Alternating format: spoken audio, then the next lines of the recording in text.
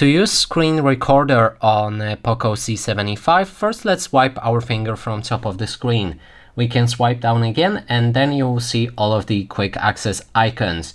We should be able to find the screen recorder in those icons by default, but if you can't find it, then click on edit button on the last page and you should be able to bring screen recorder from the bottom up by just dragging it like I'm dragging the vibrate option like this.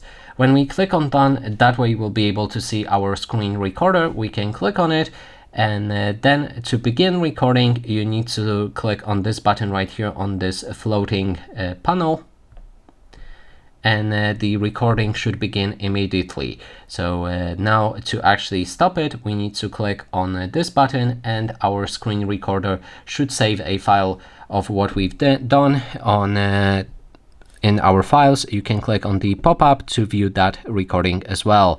There's also gear icon next to this start button, and then you can adjust the resolution, video quality, orientation, sound sources, frame rate, lock screen to end, show touch gestures, show button taps, settings for your screen recorder as well.